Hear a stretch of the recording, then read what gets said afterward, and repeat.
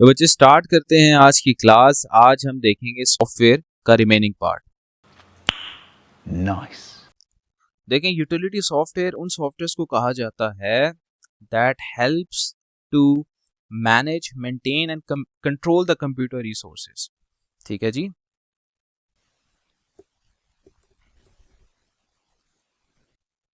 That helps to manage, maintain and control the computer resources.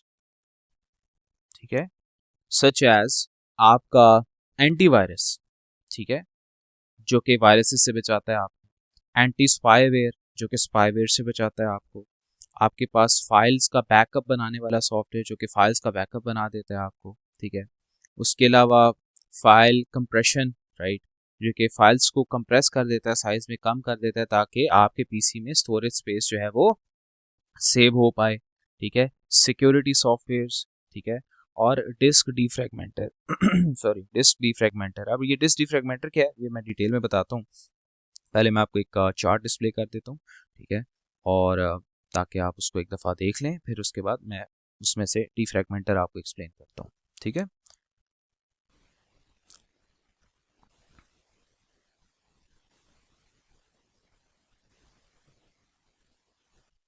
Okay, नज़र आ रहा है बच्चे? सो ये आपके पास कुछ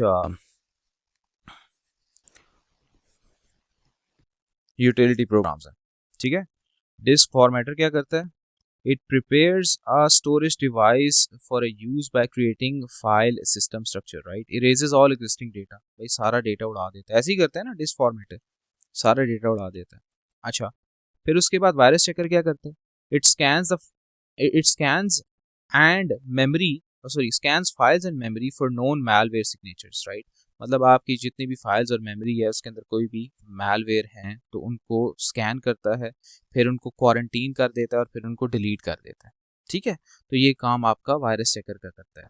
ठीक है, क्लियर है बच्चे? मैं दोबारा एक्सप्लेन कर देता हूँ। ये देखिए, आपके पास कुछ यूटिलिटी प्रोग्राम्स हैं। ठीक है, सबसे पहले आते हैं डिस्क फॉर्मेटर पे। तो डिस्क फॉर्मेटर क्या करता है बच्चे? इट इरेजेस ऑल एग्जिस्टिंग डेटा, सारा डेटा फॉर्मेट कर देता है, उड़ा देता है, खत्म। ठीक है जी। वायरस चेकर क्या करता है बच्चे? वायरस चेकर वायरस चेक करता है, आपके पीसी के अंदर कोई वायरस है अगर या मैलवेयर है अगर, उसको डिटेक्ट करता है। कैसे करता है? आप स्कैन पे लगा देते हैं ना उसको कि यार स्कैन करो, राइट, सी ड्राइव, डी या ई ड्राइव, तो वो स्कैन करता है उसे। ठीक है, फिर वो सारे वायरस जो है वो लिस्ट डाउन कर देता है आपको कि यार ये वायरस मुझे इस ड्राइव में मिला है, तो अब मैं क्या करूँ? ठीक है, क्वारंटीन में डाल देता है उसे, फिर आप उसको डिलीट कर देते हैं, आपकी मर्जी हो तो। ठीक है, फिर उसके बाद डीफ्रैगमेंटेशन सॉफ्टवेयर क्या करता है? आपके पास ना डीफ्रैगमेंटेशन सॉफ्टवेयर एक्सप्लेन करने के लिए मैं आपको एक डायग्राम दिखाता हूँ ताकि आपको एक आइडिया डेवलप हो जाए। ओके, देखें, आपके पास ना डिस्क डीफ्रैगमेंटर,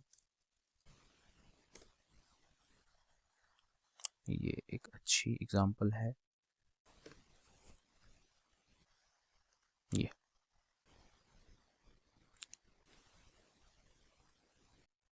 नजर आ रहा है वैसे आपको?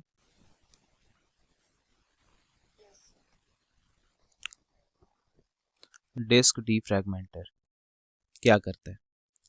आपके पास बच्चे जो डेटा होता है ना वो फ्रैगमेंट्स की फॉर्म में स्कैटर हुआ हुआ होता है डिस्क के सरफेस पे। ठीक है, जिसकी वजह से आपके पास एक्सेस स्पीड है ना वो थोड़ी स्लो हो जाती है। ठीक है, लेटेंसी आती है उसके अंदर। यानी कि सपोज करें ये एक ही फाइल के 4 पार्ट हैं, ठीक है, मुख्तलिफ जगहों पे पड़े हुए हैं, तो रीड राइट हेड को बहुत ज़्यादा मूव करना पड़ता है। पहले वो ये उठाएगा, फिर ये, फिर ये, फिर ये। ठीक है, एज द डिस्क रोटेट्स, तो काफ़ी टाइम लग जाता है। तो डिस्क डीफ्रैगमेंटर क्या करता है? इस फ्रेगमेंटेड पार्ट्स को उठा के ना एक कॉन्टिगुअस मेमोरी ट्रैक के अंदर ले आता है। Contiguous means next to each other, right. तो इस तरह से ले आता है एक सिंगल ट्रैक में, ताकि मतलब रीड राइट हेड जो है ना, ये जब डिस्क रोटेट करेगी तो रीड राइट हेड को मूव नहीं करना पड़े ज़्यादा, राइट, वो एक ही दफ़ा यहाँ से रीड कर लेगा। ठीक है, तो ये काम होता है डिस्क डीफ्रैगमेंटर का। तो यहाँ पे वही लिखा हुआ है, it reorganises the fragmented files on a magnetic hard disk, so all parts of the files are stored contiguously, improving the access speed. ठीक है, और डिस्क रिपेयर भी एक आपके पास यूटिलिटी प्रोग्राम है जो कि क्या करता है, जो कि एरर्स को फाउंड करता है आपके डिस्क के अंदर क्या क्या मसले हैं, कुछ बैड सेक्टर्स हैं या नहीं है, ठीक है, और फिर इनको फिक्स कर देता है, ठीक है। अच्छा, फिर उसके बाद फाइल कंप्रेशन, नाम से पता चल रहा है, बताया भी था आपको, रिड्यूसेस द फाइल साइज, ठीक है, और स्पीड अप कर देता है किसको, मतलब रिड्यूसेस द फाइल साइज, उससे क्या होगा, फाइल साइज के कम होने से क्या होगा, ये फायदे हमने पढ़ चुके हैं चैप्टर 1 के अंदर, ठीक है, फाइल कंप्रेशन से फायदा क्या क्या होता है। अच्छा, फिर उसके बाद बैकअप सॉफ्टवेयर क्या करता है बच्चे, इट क्रिएट्स बैकअप्स या backup copies of the data, ठीक है। इन केस अगर आपका डेटा डिलीट हो जाए तो आप बैकअप से वो डेटा रिकवर कर सकते हैं, ठीक है, ये फायदा होता है इससे। एक्सीडेंटल डेटा डिलीट हो सकता है ना, या आपका हार्डवेयर फेल हो सकता है, यानी आपके पास एक हार्ड डिस्क के अंदर डेटा पड़ा हुआ है, हो सकता है कि वो हार्ड डिस्क खराब हो जाए, ठीक है, उसमें बैड सेक्टर्स आ जाएं, ठीक है, तो या चोरी हो जाए, कुछ भी हो सकता है, ठीक है। तो आपके पास बैकअप जो है वो आपको हेल्प करेगा ताकि आप अपना जो डेटा है वो रिकवर कर पाएँ। आप ये बैकअप कहीं भी बना सकते हैं, अलग से हार्ड डिस्क परचेज कर सकते हैं, ऑनलाइन क्लाउड के अंदर डेटा स्टोर कर सकते हैं, कुछ भी कर सकते हैं, ठीक है। तो ये जी आपके पास यूटिलिटी सॉफ्टवेयर है, ठीक है। कोई सवाल भाई इनमें, एनी क्वेश्चन, क्लियर है? ओके, आगे बढ़ते हैं बच्चे। आवर नेक्स्ट टॉपिक इज हमारा नेक्स्ट टॉपिक कौन सा था, हाँ, प्रोग्राम लाइब्रेरीज, राइट। लेकिन प्रोग्राम लाइब्रेरीज को करने से पहले मैं पहले आपको ना लैंग्वेज ट्रांसलेटर्स के बारे में कुछ बता देता हूँ, ठीक है। लैंग्वेज ट्रांसलेटर्स,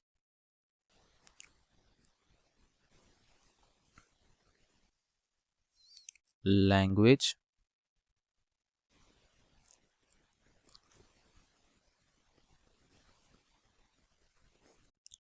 अच्छा, सबसे पहली चीज तो बच्चे आपके पास ना दो किस्म की लैंग्वेजेस होती हैं कंप्यूटर सिस्टम के अंदर। देखिए, आपने असेंबली लैंग्वेज के अंदर भी कोड लिखा हुआ है ना, आप लोगों ने लिखा हुआ है कि नहीं लिखा हुआ, बोले बच्चे? हाँ, आपने असेंबली लैंग्वेज के अंदर भी कोड लिख के देखा हुआ है और मैंने आपके सामने पाइथन के अंदर भी कोड लिखा हुआ है, राइट। तो आपको दोनों का डिफरेंस पता चल गया होगा। सपोज करें मैं साइड बाय साइड कोड लिखता हूँ ताकि आपको आइडिया डेवलप हो जाए। सपोज करें मैं कहता हूँ कि A is equal to B plus C, ठीक है, ये एक मैंने लाइन की। अच्छा, और अब यही काम, अब ये जो मैंने आपके सामने कोड लिखा है, ये मैंने लिखा है पाइथन के अंदर, ठीक है, कि यार बी को सी में ऐड करो और किस में स्टोर कर दो, ए में, ऐसे ही है। तो बच्चे ये कोड लिखने के लिए मुझे कितना टाइम लगा, बहुत कम टाइम। और क्या ये कोड लिखने के लिए मुझे कंप्यूटर का आर्किटेक्चर पता होना जरूरी है? क्या मुझे पता होना चाहिए कि जी आपके पास सीपीयू के अंदर एएलयू होता है, सीयू होता है, रजिस्टर होते हैं, एक्यूमुलेटर भी एक रजिस्टर होता है जो कि रिजल्ट्स को स्टोर करता है, पूरा आर्किटेक्चर, बसेस होती हैं, इस चीज का आइडिया होना मुझे जरूरी है या नहीं है ये लिखने के लिए? सिर्फ बताएं, नहीं जरूरी ना, राइट। उसके बगैर भी मैं ये लिख सकता हूँ, लेकिन अगर मैंने ये काम असेंबली लैंग्वेज के अंदर करना है तो मुझे पूरे कंप्यूटर का हार्डवेयर नॉलेज होना चाहिए, ठीक है। यानी कि ये अगर मैं लिखूंगा असेंबली के अंदर तो क्या करूंगा, सबसे पहले मैं कहूंगा यार लोड करो किसको, बी को, उसमें ऐड का क्या कर दो, सी, और रिजल्ट को क्या स्टोर कर दो, ए में, सही है। तो बच्चे ये लिखने के लिए मुझे हार्डवेयर का नॉलेज होना जरूरी है कि यार ये मैं लोड बी कर रहा हूँ तो किधर जा रहा है, ऐड सी कर रहा हूँ तो किधर जा रहा है, और स्टोर ए कर रहा हूँ तो ये किस तरह स्टोर हो रहा है, तो ये मुझे नॉलेज होना चाहिए, ठीक है, हार्डवेयर का।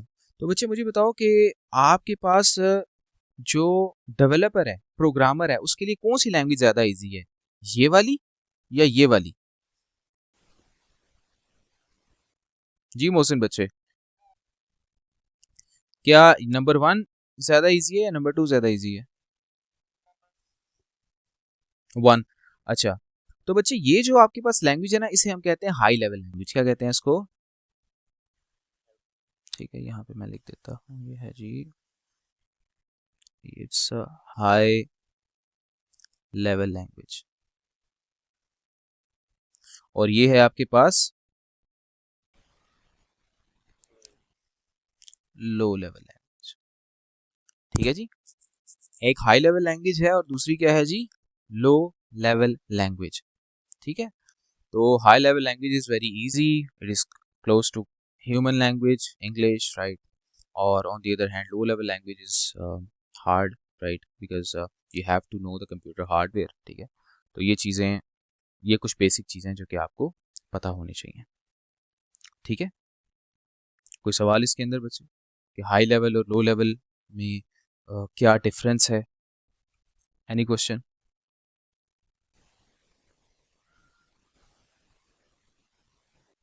ठीक है, अच्छा रुकिए मैं आपको दिखाता हूँ. Wait.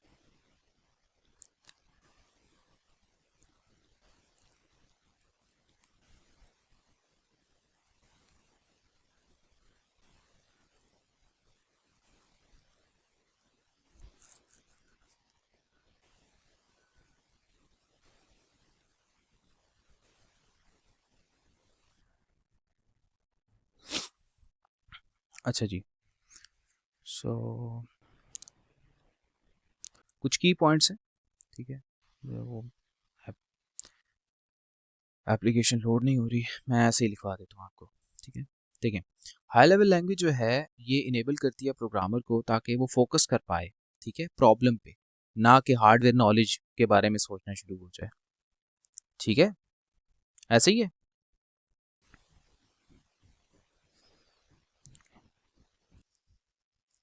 enables programmer to focus on the problem being solved,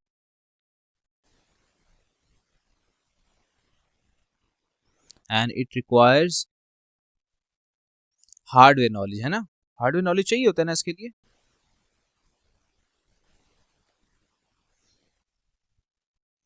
है बच्चे मोहसिन, हार्डवेयर नॉलेज चाहिए होता है ना इसके लिए. हाँ नहीं चाहिए होता, देख रहा हूँ नहीं सोए हुए तो नहीं हो. ठीक है, सही कह रहे. Requires no hardware knowledge. ठीक है जी. On the other hand obviously low level के अंदर आपको हार्डवेयर नॉलेज चाहिए होता है. ठीक है, अच्छा, it requires hardware knowledge, right.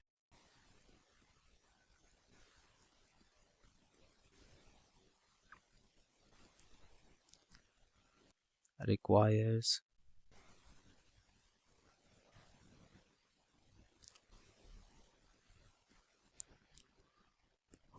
अच्छा जी, अब थोड़ा सा आगे बढ़ते हैं.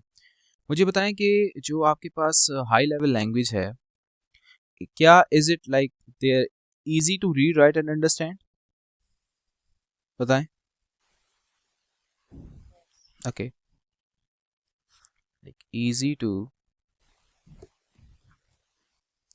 Read, write and understand. ठीक है, because it is closer to English. ठीक है, अच्छा जी, like easy to debug as well, यानी इसके अंदर बग्स फाइंड करना बहुत आसान है, मतलब आसान है as compare to the low level language. ठीक है, एट डेवलपमेंट स्टेज, जब आप कोड को डेवलप कर रहे हो तो. और फिर it is easy to maintain as well.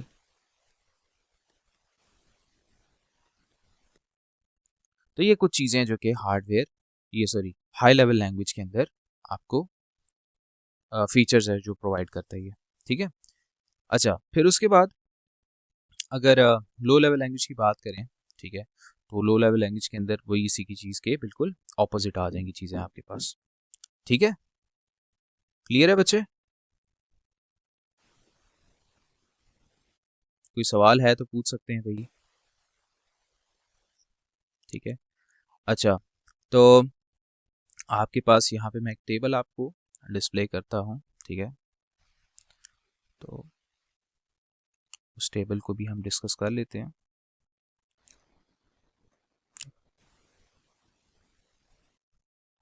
देखें जी, आपके पास हाई लेवल लैंग्वेज जो है उसके एडवांटेज क्या है, ठीक है। Independent of the type of computer being used, ठीक है। मतलब आप हाई लेवल लैंग्वेज जो है अगर किसी भी कंप्यूटर पे लिखते हैं, यानी कि सपोज करें मैं विंडोज़ के ऊपर एक हाई लेवल लैंग्वेज का कोड लिखता हूँ तो वो मैक के ऊपर भी चल जाएगा, ठीक है। लेकिन लो लेवल लैंग्वेज के केस में ऐसा नहीं है, right. Okay, and it is easier to read write and understand, right, वही वाली बात। It is quicker to write programs and programs are easier and quicker to debug, वही सारी बातें, एंड इजी टू मेंटेन, ठीक है। इसके डिसएडवांटेज क्या है, प्रोग्राम्स जो हैं वो ज़्यादा स्पेस कंज्यूम करते हैं, हाई लेवल लैंग्वेज के अंदर जो आप लिखते हैं ना वो स्पेस ज़्यादा कंज्यूम करते हैं और उसको टाइम ज़्यादा लगता है एग्जीक्यूट होने में, ठीक है। और ये they may not be able to make use of special hardware, क्योंकि हार्डवेयर नॉलेज चाहिए ही नहीं ना, ठीक है। तो आप जो स्पेशल हार्डवेयर इंस्ट्रक्शंस हैं वो लिख ही नहीं पाते हाई लेवल के अंदर। यानी सपोज करें मैंने एक रजिस्टर का कंटेंट चेंज करना है, सपोज करें एक्यूमुलेटर में कुछ पड़ा हुआ है 33, मैंने इस 33 को 55 करना है, मैं हाई लेवल लैंग्वेज के थ्रू कर पाऊंगा, पाइथन के थ्रू, या मुझे असेंबली लैंग्वेज चाहिए होगी, बताएं बताएं ना बच्चे। एक्यूमुलेटर के अंदर मेरे पास 33 पड़ा हुआ है, मैंने इस 33 को 55 करना है, तो आयशा असेंबली लैंग्वेज चाहिए होगी ना, ठीक है। हाई लेवल लैंग्वेज के अंदर ये चीज़ पॉसिबल नहीं है, ठीक है। असेंबली लैंग्वेज के अंदर ये चीज़ पॉसिबल है, right, because you are in direct communication with the contact with the computer's hardware, ठीक है। सो you can write machine special machine dependent instructions, ठीक है। और आप इसके बाद इसमें स्पेस भी कम कंज्यूम करता है, ठीक है। अच्छा एक चीज़, हाई लेवल लैंग्वेज जो है वो it can take longer to execute, और लो लेवल लैंग्वेज जो है it it will take less time to execute बच्चे, ठीक है। यहाँ पे इसने नहीं मेंशन किया हुआ, ठीक है, लेकिन ये है कि ये लिखने में टाइम ज़्यादा लेगा, यानी कि it will take longer to develop the program लेकिन क्विकर टू एग्जीक्यूट है, ये याद रखना है, यहाँ पे मेंशन नहीं है शायद, ठीक है। तो it is quicker to execute, right. On the other hand high level language जो है it takes quicker to write but longer to execute as compare to the low level, सही है। मतलब अगर इन शॉर्ट में बताऊं तो हाई लेवल जो है इसको लिखने में ज़्यादा टाइम सॉरी कम टाइम लगता है लेकिन चलता थोड़ा सा स्लो है, ये लिखने में ज़्यादा टाइम लेता है लेकिन चलता फास्ट है, ठीक है। कोई सवाल यहाँ तक भाई, एनी क्वेश्चन? ओके जी, ग्रेट। अच्छा अब बच्चे आपके पास ये जो हाई लेवल लैंग्वेज या लो लेवल लैंग्वेज है, ठीक है, कंप्यूटर को समझ कैसे आती है, कंप्यूटर को क्या समझ में आता है, 0 1, भाई कंप्यूटर को क्या समझ में आता है, 0 1 ना, मशीन लैंग्वेज समझ में आती है। उसको क्या पता जी LDDA का क्या मतलब है, या उसको क्या पता A = B+C का क्या मतलब है, उसको तो दोनों चीजें नहीं पता। उसको क्या समझ में आता है बच्चे, कंप्यूटर को क्या समझ में आता है, बोले आयशा। बाइनरी समझ में आती है ना, ठीक है। कंप्यूटर को तो नहीं समझ में आता कि आपके पास ये LDD क्या है तो फलानी चीज़ क्या है, उसको उसकी समझ के बाहर है ये चीज़ें, ठीक है। तो आपको कोई ना कोई ट्रांसलेटर चाहिए होता है, ठीक है, to convert this thing, right. मतलब आपके पास ये जो चीज़ है इसको मशीन लैंग्वेज में कन्वर्ट करना और इसको मशीन लैंग्वेज में कन्वर्ट करना, ठीक है। We need a translator. तो बच्चे आपके पास अगर कोई हाई लेवल लैंग्वेज में कुछ लिखा हुआ है उसको आपने मशीन लैंग्वेज में कन्वर्ट करना है तो उसके लिए दो ट्रांसलेटर हैं, एक है इंटरप्रेटर है और एक है कंपाइलर, ठीक है। ये मैं डॉक्टरों वाली राइटिंग कर रहा हूँ थोड़ी सी, मैं भी आपको डिस्प्ले में दिखाता हूँ चीज़ें, ठीक है। और अगर लो लेवल लैंग्वेज की बात करें तो we need assembler, assembly language के लिए हमें जो चाहिए होता है वो असेंबलर है। मेरी बात समझ आ गई है आपको? जी बच्चे, आयशा क्या समझ आया मैंने क्या बताया, रिपीट करें।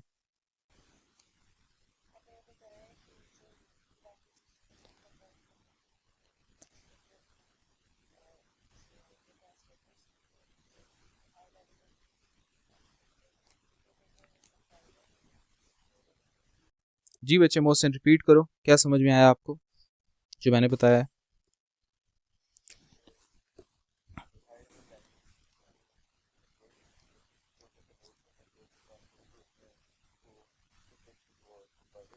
गुड, बहुत अच्छे, ठीक है। तो इन शॉर्ट ये है कि हाई लेवल लैंग्वेज में अगर कोई भी कोड लिखा हुआ है उसको मशीन लैंग्वेज में कन्वर्ट करना है तो you need interpreter and compiler, और अगर लो लेवल लैंग्वेज में लिखा हुआ है तो you need the assembler, right. अच्छा, तो अब ये सारी चीज़ें जो हैं, जो भी हमने चाइनीज़ में डिस्कशन की है, इसको भी हम देखते हैं कि ये क्या है। ठीक है जी। सो आते हैं जी लैंग्वेज ट्रांसलेटर्स पे। तो यहाँ पे मैं लिख देता हूँ मेन की पॉइंट कि कंप्यूटर ओनली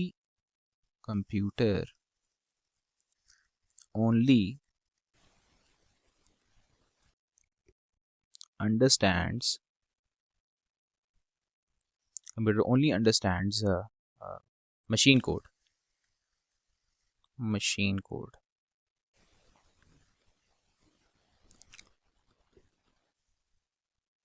मतलब के बाइनरी।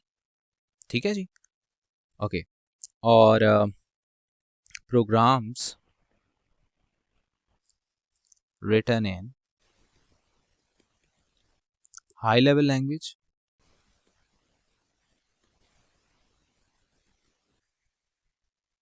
और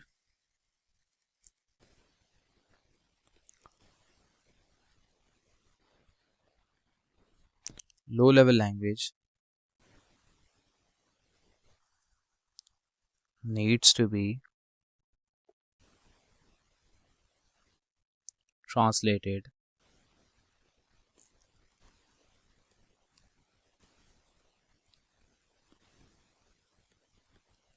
before execution। ठीक है जी। अच्छा, अब यहाँ पे ये मैंने टाइप किया है, ठीक है, मैं भी आपको दिखाता हूँ।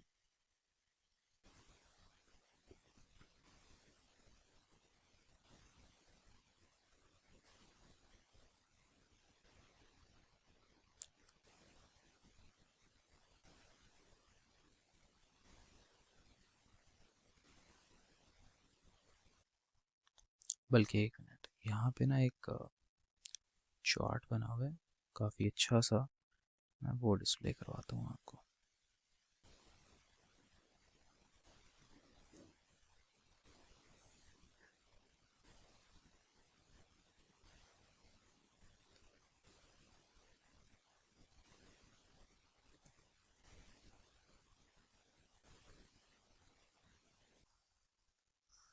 ठीक है बच्चे, कंपाइलर क्या करता है, इंटरप्रेटर क्या करता है और असेंबलर क्या करता है। ठीक है, इनको पहले मैं एक्सप्लेन कर देता हूँ आपको, फिर हम रीड भी कर लेंगे। ठीक है, तो सपोज करें जी आपने कोड लिखा है। ठीक है जी, ये कोड मैंने लिखा है, यहाँ पे मेरे पास ना 5 लाइन है सपोज। कंपाइलर क्या करेगा, कंपाइलर इस पूरे के पूरे को इन वन गो ट्रांसलेट करेगा। क्या करेगा बच्चे, इस पूरे के पूरे कोड को इन वन गो ट्रांसलेट करेगा और एक स्टैंड अलोन एग्जीक्यूटेबल फाइल बना देगा। ठीक है, जो कि मैं किसी को भी दे सकता हूँ, विच इज डिस्ट्रीब्यूटेबल। ठीक है, मेरे पास ये सोर्स कोड है ना, सोर्स कोड इस पूरे के पूरे कोड को इन वन गो ट्रांसलेट करेगा, इन वन गो ट्रांसलेट करेगा और एक एग्जीक्यूटेबल फाइल बना देगा। ये कौन करेगा बच्चे, कंपाइलर करेगा। ठीक है, लेकिन आपके पास जो इंटरप्रेटर होता है,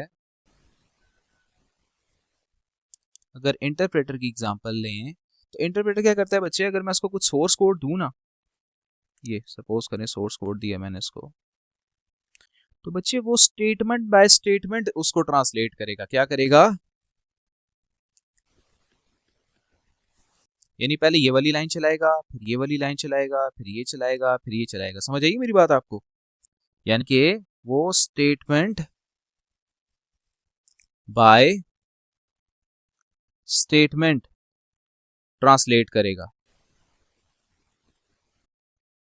इन वन गो ट्रांसलेट बोलो बच्चे नहीं करेगा। तो जब इन वन को ट्रांसलेट नहीं करेगा, स्टेटमेंट बाय स्टेटमेंट करेगा, तो कोई एग्जीक्यूटेबल फाइल भी नहीं बनेगी इसकी, नो एग्जीक्यूटेबल फाइल।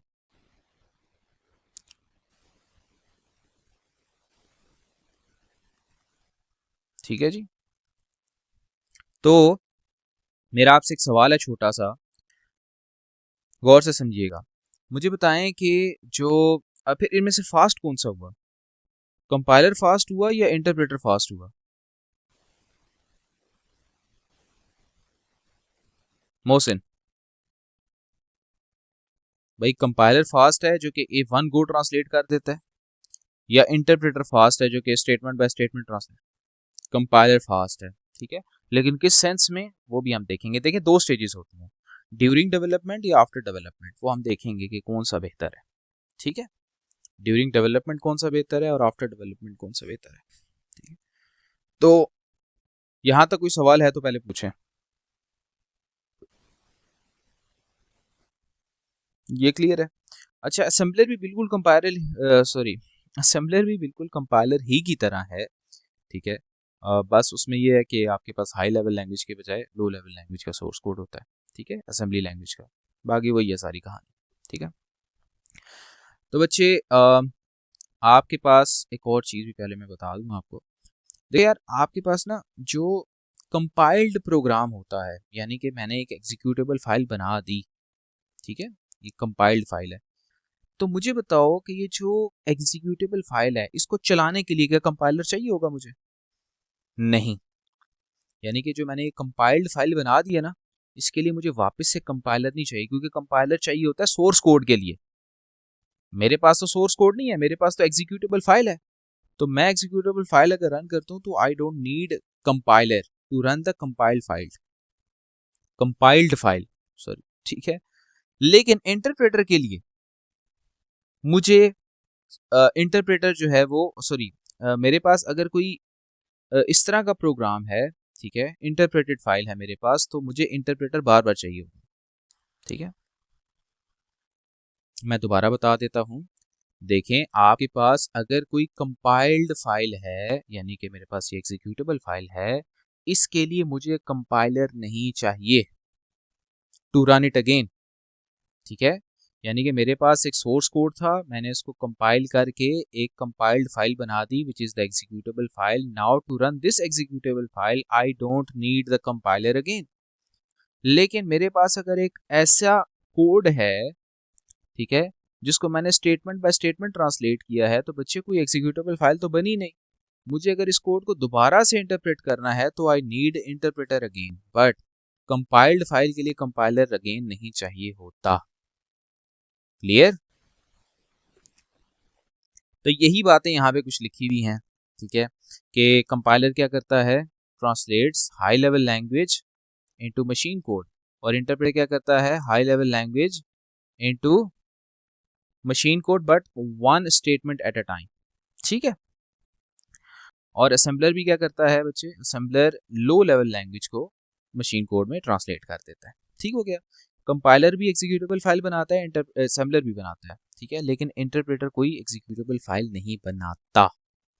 ठीक हो गया, compiled programs can run without the compiler, और interpreted programs cannot run without the interpreter, right, क्योंकि स्टेटमेंट बाय स्टेटमेंट चलता है, कोई एग्जीक्यूटेबल फाइल बनाते ही नहीं है, तो फिर इसलिए।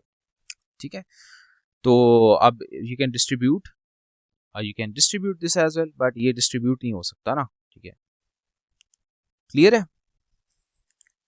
तो ये है, इस तरह से हम इनको डिफ्रेंशिएट करेंगे। अच्छा, ओके, आगे बढ़ते हैं थोड़ा सा। आपके पास इसके बाद कुछ चीज़ें जो कि पूछी जाती हैं आपसे, वो क्या है? ठीक है, मैं यहाँ पे आपको अ, लिख के बताता हूँ। ठीक है, कि आपके पास जो कंपाइलर है उसके क्या एडवांटेज डिसएडवांटेज हैं, आपके पास इंटरप्रेटर के क्या एडवांटेज और डिसएडवांटेज हैं। ठीक है, तो ये आपसे पूछे जाते हैं। ठीक है, तो उनको यहाँ पे डिस्कस कर लेते हैं। ठीक है, वन बाय वन। सबसे पहले आते हैं जी कंपाइलर पे। ठीक है जी, like start with the compiler. Okay जी,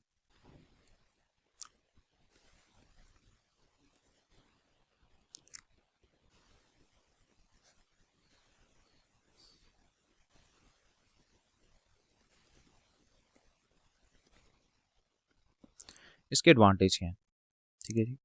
वैसे कंपाइलर के एडवांटेज इस तरह से हैं कि सबसे पहले कि compiled code runs faster, right, क्योंकि वो ऑलरेडी ट्रांसलेट हुआ होता है मशीन कोड में।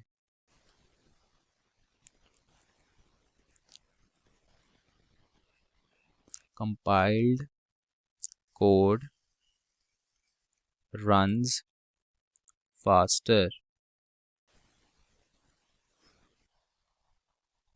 चूंकि ऑलरेडी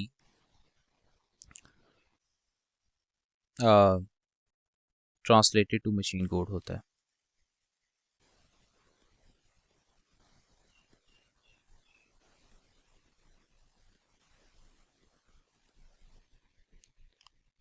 अच्छा, दूसरा एडवांटेज क्या है, executable files can be distributed without source code.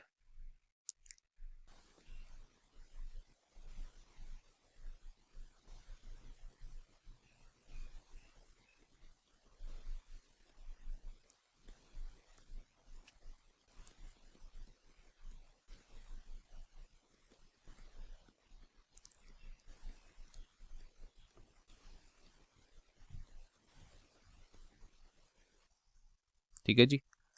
अच्छा, और उसके अलावा आपके पास it optimises the code during compilation, ठीक है, इट्स ओनली नीडेड वंस, ठीक है।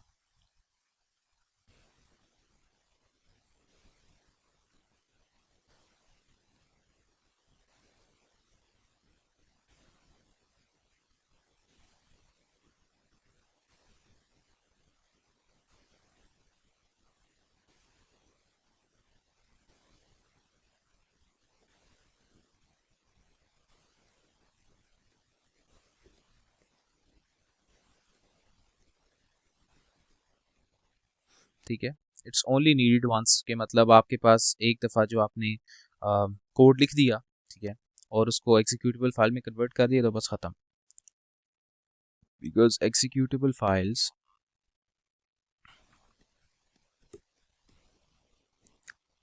Can run without can run independently of the compiler, can run independently without compiler।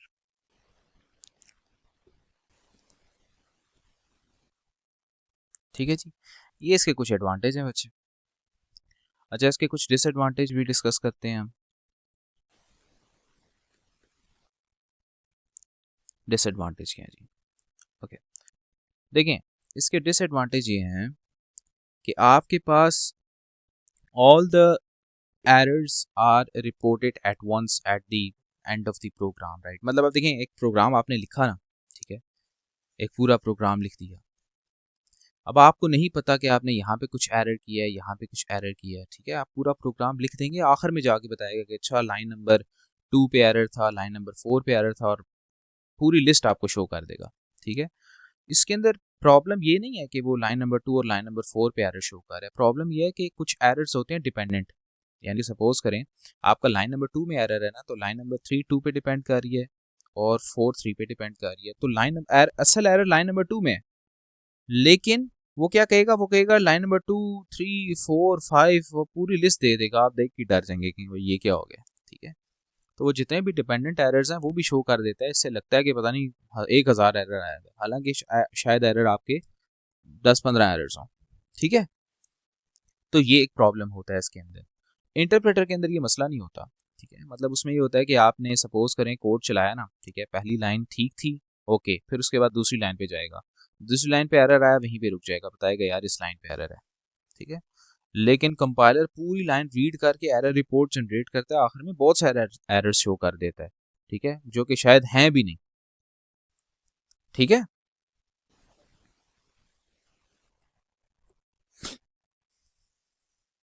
All errors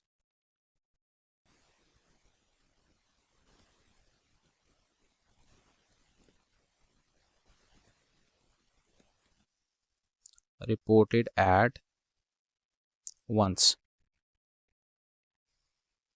and which is like harder to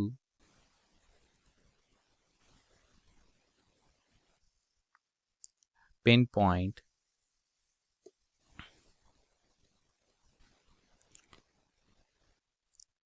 which part of the code caused which error during development.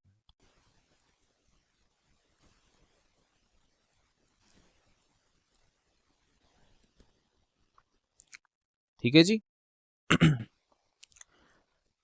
And you have to recompile, यानी कि आपने अगर एक source file generate हो गई executable file और code में कुछ चेंज किया आपने, तो वापस से आपको रिकम्पाइल करना पड़ेगा उसे. ठीक है, must recompile after every change you make. ठीक है जी.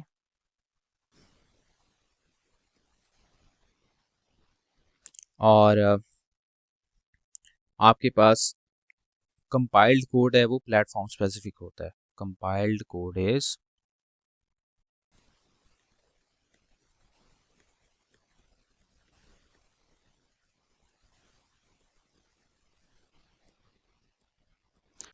तो डिफरेंट प्लेटफॉर्म के लिए आपको रिकम्पाइल करना पड़ेगा. ठीक है, उस ऑपरेटिंग सिस्टम पे या उस प्लेटफॉर्म पे. ठीक है जी. अच्छा, आपके पास आते हैं इंटरप्रेटर पे. ठीक है,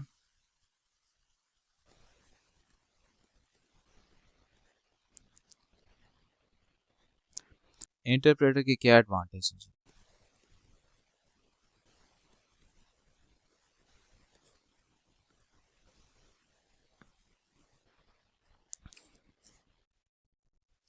सबसे पहली चीज,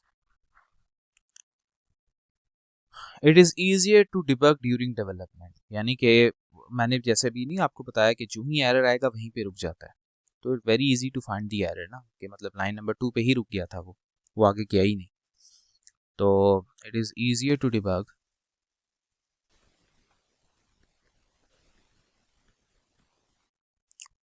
पीछे करके देख लें आप. राइट, ये मैंने चीज़ बताई हुई है कि कैसे. Easier to debug during development. ठीक है, क्योंकि it stops at the first error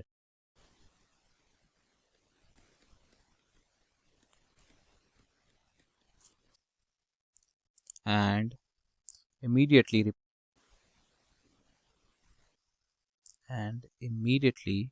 reports it. ठीक है जी, उसको immediately क्या करता है, रिपोर्ट करता है. अच्छा, आपके पास there is no need to recompile, right, क्योंकि इसके अंदर वो है ही नहीं ना, मतलब ये चक्कर ही नहीं है कंपाइलेशन का. ठीक है,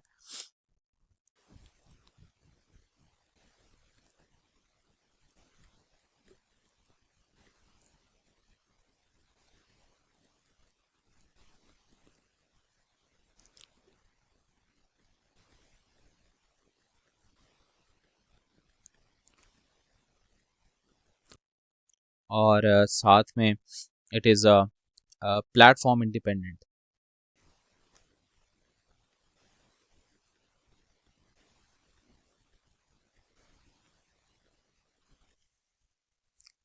मतलब अगर आपके पास कोई भी कोड है ना, ठीक है, वो आप एक डिफरेंट प्लेटफॉर्म पे भी रन कर सकते हैं. मतलब the same source code can run on any machine that has the interpreter, यानी कि same source code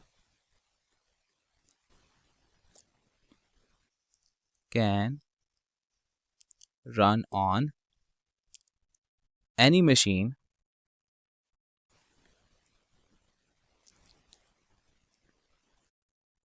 that has the interpreter.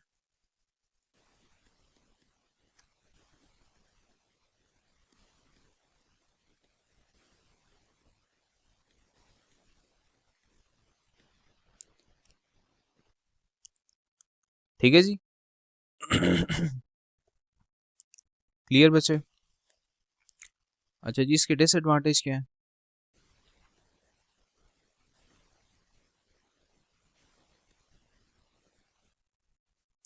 Disadvantages की अगर बात की जाए तो सबसे पहले इसके अंदर ये है कि स्लोअर एग्जीक्यूशन होती है, बिकॉज ट्रांसलेशन करता है ये वन लाइन या one statement he at a time. ठीक है, मतलब कि आप ऐसे समझें कि एक एक लाइन ट्रांसलेट करेगा तो ज़्यादा टाइम लग जाता है। ठीक है, स्लोअर एग्जीक्यूशन,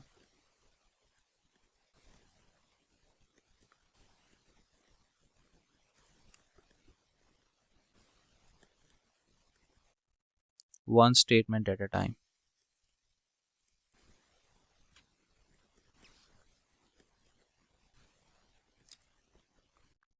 ठीक है, और आपके पास दूसरा ये है कि जैसे कि कंपाइल्ड प्रोग्राम के लिए कंपाइलर नहीं चाहिए होता वापस से, लेकिन हर दफ़ा जो भी आपके पास एक ऐसा प्रोग्राम जो कि इंटरप्रेटेड प्रोग्राम है उसके लिए बार बार आपको इंटरप्रेटर चाहिए होता है। ठीक है, मतलब you can not distribute it.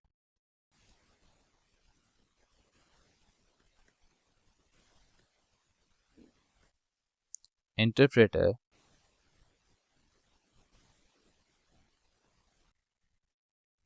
must be present at present every time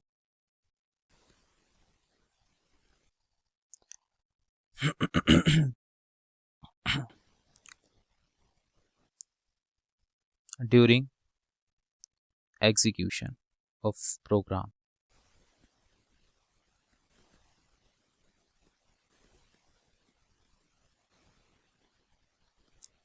ठीक है, ये इसका एक डिसएडवांटेज है।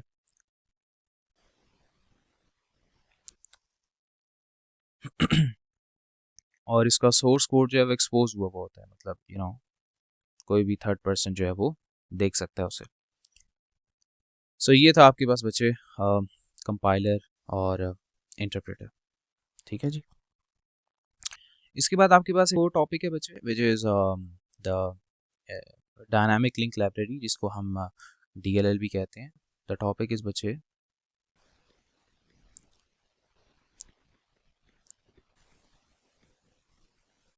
Program libraries. ठीक है, देखिए आपके पास प्रोग्राम लाइब्रेरी होता क्या है? It is a collection of, इसको मैं शॉर्ट में आपको समझाता हूँ। आपने वो फंक्शंस पढ़े होंगे ना, आपने याद होगा आपको कि आपने पढ़ा है लेंथ का फंक्शन, आपने पढ़ा है to lower to upper mid, right?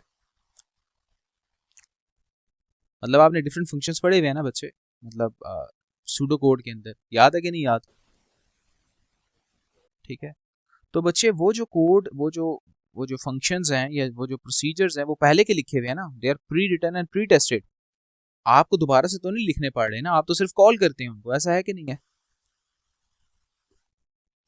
इनको कहा जाता है program libraries, right? A program library is a collection of pre-written, pre-tested code modules that a developer can use in their own programs without rewriting the whole code from the scratch, right?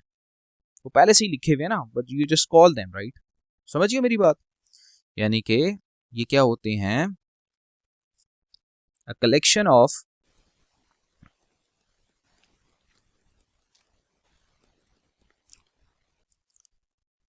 pre-written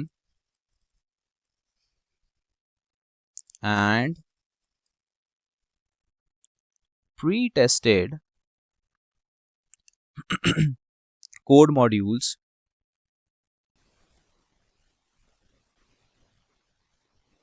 मतलब के functions और procedures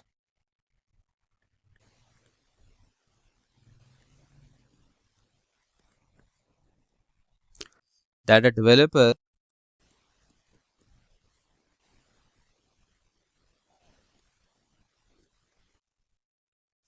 can use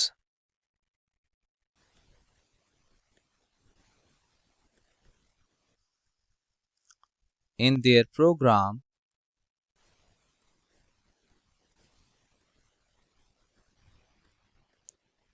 without rewriting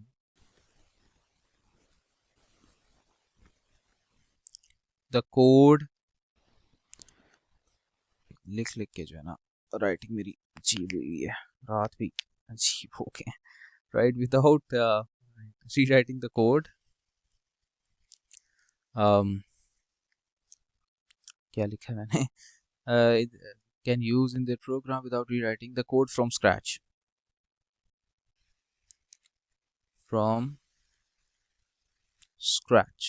ठीक है, ये आपकी programme libraries होती हैं, ठीक है। इसके बेनिफिट्स क्या होते हैं बच्चे?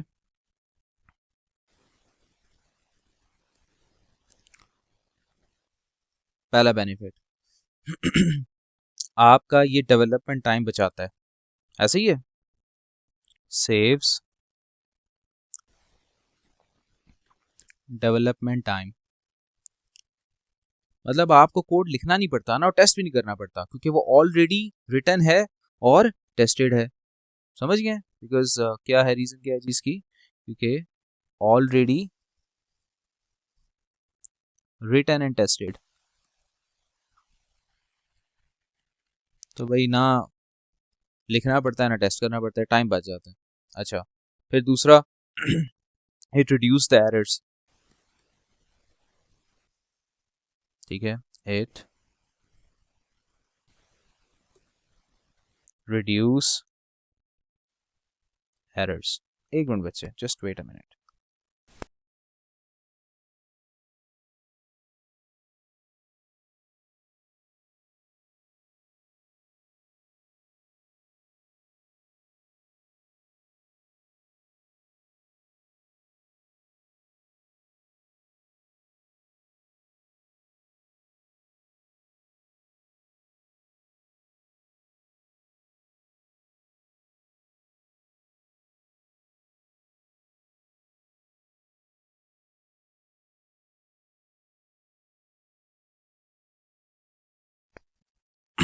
Okay, it reduce errors, right, किस तरह से कि आपके पास वो प्री टेस्टेड है ना, ठीक है, कहते library is, code library is pre tested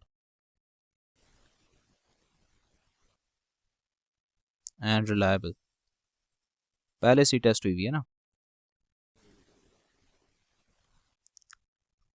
सही है। अच्छा, फिर उसके बाद आपके पास कोड रीयूज भी हो सकता है, कोड रीयूज भी हो सकता है ऐसे ही है ना, यानी कि same library module can be tested in many different programs, या कैन बी यूज्ड, टेस्ट तो हुआ होता है,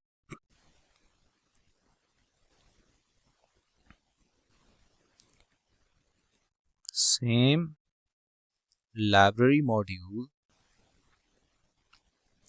can be used in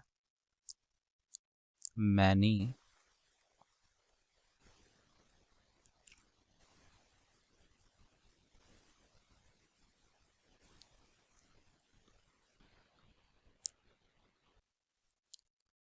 different programs, ठीक है, तो ये फायदा है इसका, ठीक है जी। अच्छा, फिर उसके बाद प्रोग्राम लाइब्रेरी तो आपने देख ली होती क्या, ठीक है, आते हैं डी डायनामिक लिंक लाइब्रेरी पे, नोन एज DLL,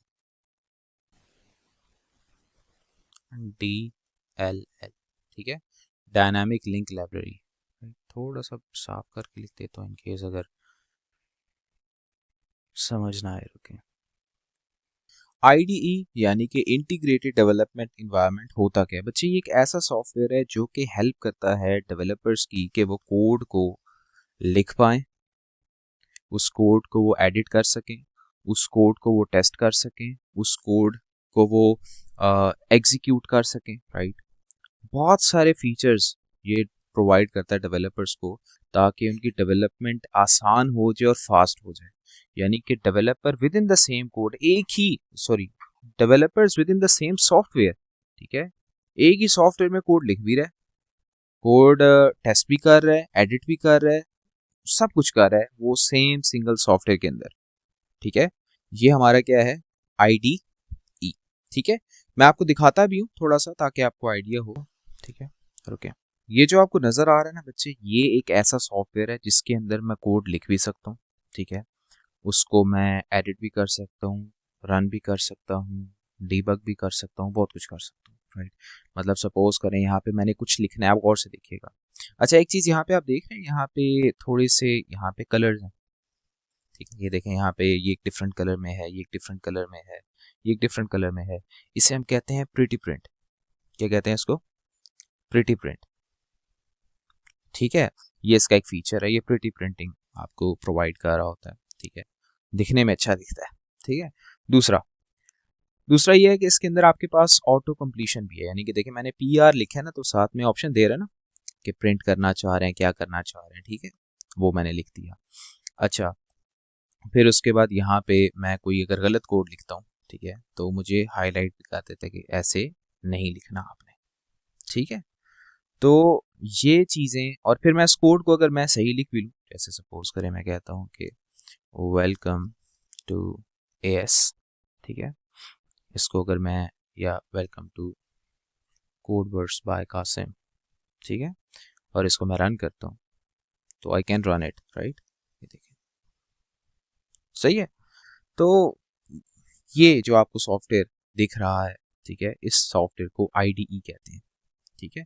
मतलब यहाँ पे ऐसा भी हो सकता है कि यहाँ पे मैं मल्टीपल लाइंस लिख दूँ, ठीक है, और हाँ बहुत सारी लैंग्वेजेस हो सकती हैं।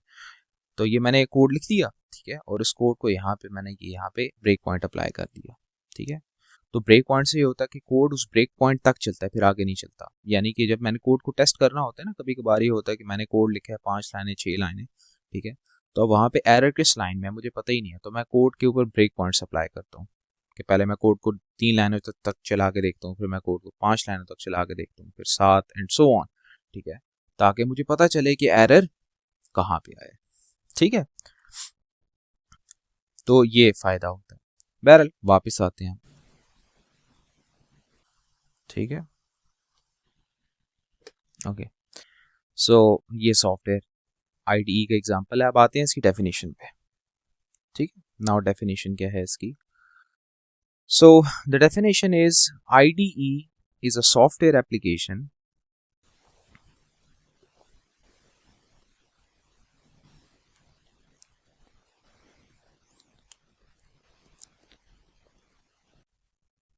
a software application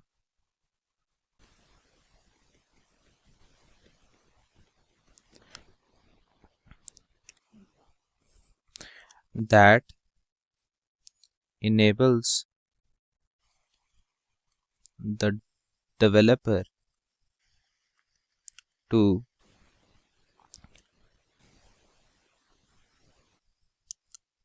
write,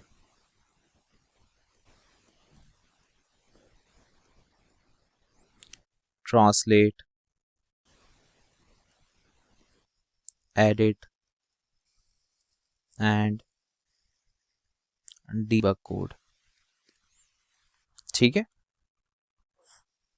या फिर एक और अप्रोप्रिएट डेफिनेशन हो सकती है, वो क्या, कि आपके पास a software application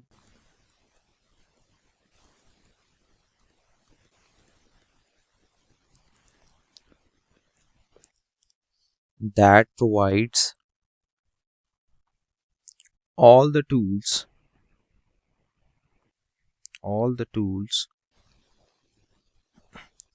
needed by developers during भी और आफ्टर भी, बस needed by software developers लिखते हैं, needed by software developers, ठीक है। तो ये डेफिनेशन है इसकी। सबसे पहला feature, right, which is pretty print. जैसे आपको दिखाया भी था, ठीक है। दूसरा इसके अंदर बच्चे आपके पास सिंटेक्स भी चेक हो रहा होता है साथ साथ, ठीक है, डायनामिक सिंटेक्स चेकिंग।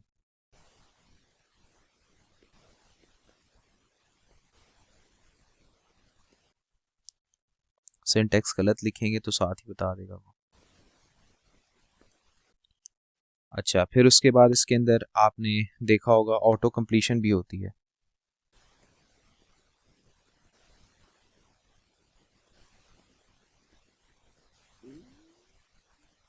कि नहीं?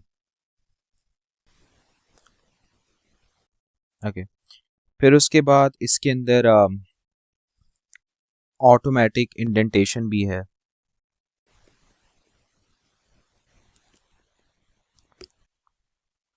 अच्छा जी, प्रिटी प्रिंट हो गया, dynamic syntax checking, auto completion, automatic indentation, और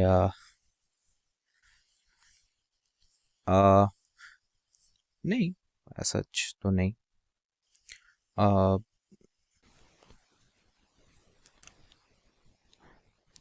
बस बेसिक यही चीज़ें, ठीक है, pretty print, dynamic syntax checking.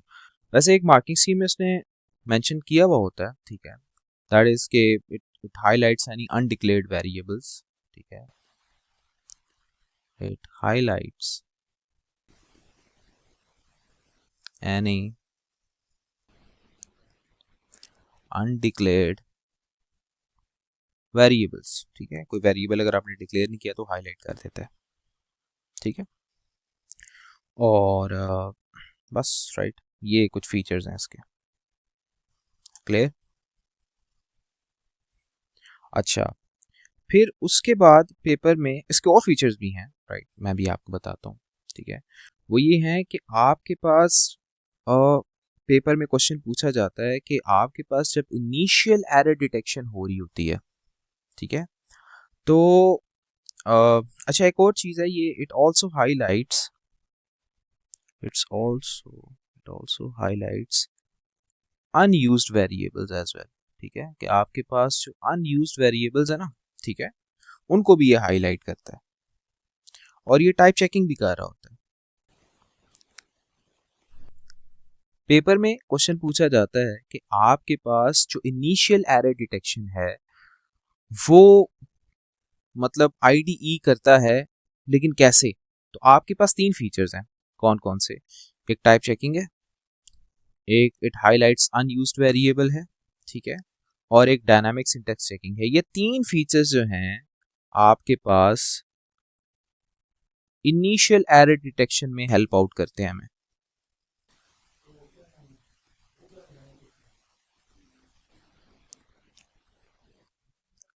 समझ आइए?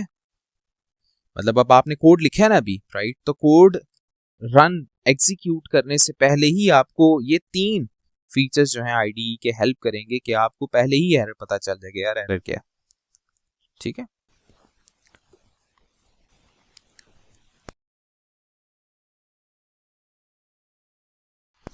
अच्छा जी, इसको लिख लें आप, फिर आगे चलते हैं।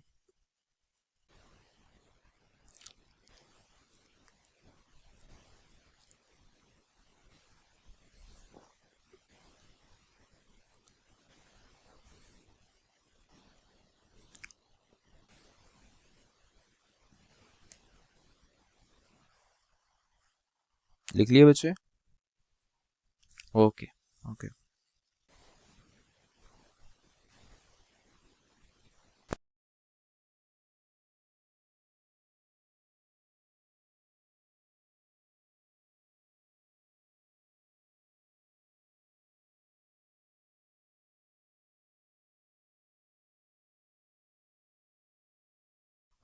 लिख लिए, राइट। अच्छा, फिर उसके बाद आपके पास एक और क्वेश्चन भी पास पेपर में आया है, वो चीज़ के आप एरर्स जब आपने फाइंड करने होते हैं तो उसके जेनेरिक मेथड्स बताएं, ठीक है, डिस्क्राइब द मेथड्स, ठीक है,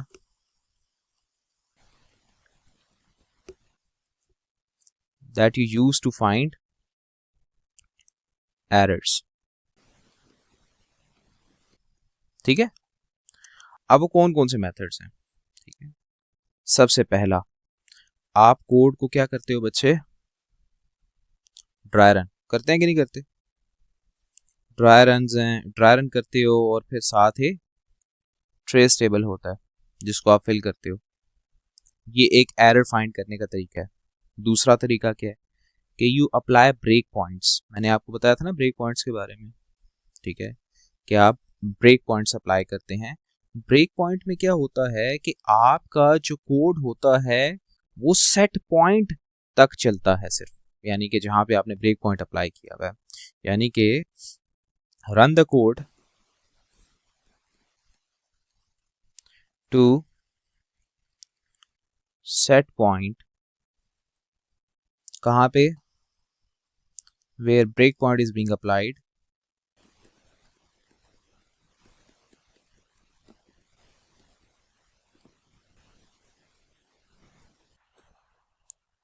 is applied to find errors, ठीक है। अच्छा, फिर उसके बाद और कौन सा मेथड है, अच्छा जी, we use a thing known as stepping. now stepping क्या होती है, स्टेपिंग ये होती है कि आप एग्जीक्यूट करते हो कोड को line by line, single stepping कहते हैं हम इसे, ठीक है, यानी कि you execute the code line by line, ठीक है, इसे हम क्या कहते हैं बच्चे, सिंगल स्टेपिंग, ठीक है। और फिर आपके पास क्या आता है बच्चे, एक चीज होती है वेरिएबल वॉच, ठीक है, मतलब आपके पास जब आप कोड को एग्जीक्यूट कर रहे होते हो तो वेरिएबल्स की वैल्यू चेंज हो रही होती है ना, यानी कि सपोज करें लाइन नंबर 2 पे वेरिएबल की वैल्यू डिफरेंट थी, लाइन नंबर 10 तक पहुंचते पहुंचते वेरिएबल की वैल्यू डिफरेंट हो गई, ठीक है। तो आपके पास वेरिएबल वॉच के अंदर क्या होता है कि वेरिएबल्स की वैल्यू का ट्रैक रखते हो आप, कि यार अभी वैल्यू ये थी, फिर ये होगी, फिर ये होगी, ठीक है, इसे हम वेरिएबल वॉच कहते हैं। यानी कि you can check the content, of variable at specific point, एक सेट स्पेसिफिक पॉइंट के ऊपर जाके आप वेरिएबल का कंटेंट देख सकते हो, ठीक है। ये है आपका मतलब how to find errors, right, ये 4 पॉइंट्स हैं बस उसमें, ठीक है। कोई क्वेश्चन इसमें बच्चे? आज के लिए फिलहाल इतना ही। आपकी तरह मैं भी मायूस हूं, लेकिन उम्मीद पर दुनिया कायम है। दिल दुखा है लेकिन टूटा तो नहीं है, और उम्मीद का दामन छूटा तो नहीं।